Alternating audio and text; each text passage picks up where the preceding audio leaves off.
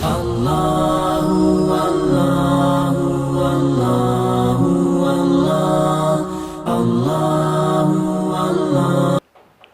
के चेहरे पर दाढ़ी और मूछें निकल आती हैं। वो मर्दों की तरह न सही, लेकिन कुछ बाल निकल आते हैं। तो अब ऐसी शक्ल में उन बालों को साफ़ करना, हटाना क्या हुक्म है? क्योंकि बहुत मरतबे मसला ये सुनने में आता है कि औरतों को चेहरे से बाल साफ़ नहीं करना चाहिए, भाव ना बनाएं, और ब्यूटी पार्लर वगैरह में जा कर के ऐसे बाल जो चिमटी से या किसी और ज़रिए से उन्हें ना नुचवाएँ कि जो अल्लाह की तख्लीक़ को तब्दील करना लाजिम है या एक मसनूई शक्ल लगे।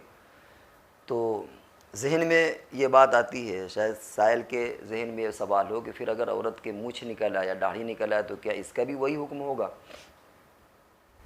जवाब ये है कि असल में कुछ बाल तो वो होते हैं जो फितरी तौर पर निकलते हैं, मर्दों के हों या औरतों के हों। फितरत एक अलग चीज़ होती है, फितरी तौर पर वो निकलते हैं। जैसे मर्दों की फितरी तौर पर दाढ़ी और मूछ निकलती हैं, और औरतों के फितरी तौर पर दाढ़ी और मूछ नहीं निकलती।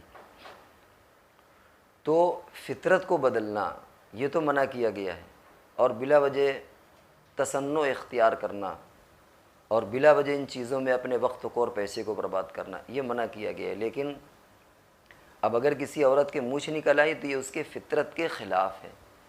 अब उसका साफ़ करना मुस्तहसन और मुस्तहब हो जाएगा।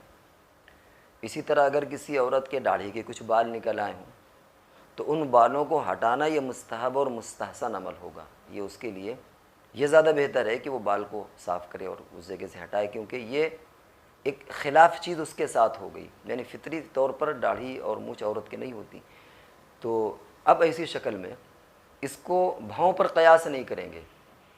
और शायद इससे पहले भी कभी वीडियो आया हो कि अगर भाव भी गैर फितरी अंदाज में इस तरह गुंजान हो जाएं कि दोनों भाव बिल्कुल मिल जाएं तो हल्की फुल्की इजाज़त वहाँ भी। लेकिन ये जो मसनूई तौर पर औरतें बिल्कुल तलवार की तरह बारीक और पतली और अच्छी खासी भाव को पतला करके इतना बारीक कर लेती हैं कि महसूस भी नहीं होता कि भाव हैं कि नहीं, ये तो मना किया गया है। तो खुलासा ये कि दाढ़ी और मूछ का हुक्म अलग है, और भावों का नुचवाना या इस तरह और दीगर जो सूरत हाल है उसका हुक्म अलग है। तो अगर किसी औरत के दाढ़ी और मूछ निकल आएँ तो उनको साफ़ करवाना, वो किसी भी ज़रिए से हो, कोई दवा लगा करके हो या चिमटी वगैरह से उखाड़ के किसी भी ज़रिए से उन बालों को साफ़ करना ये मुस्तहब मुस्तहसन है, और ऐसा कर लेना ही उसको ऐसा कर लेने में ही उसके लिए बेहतरी है।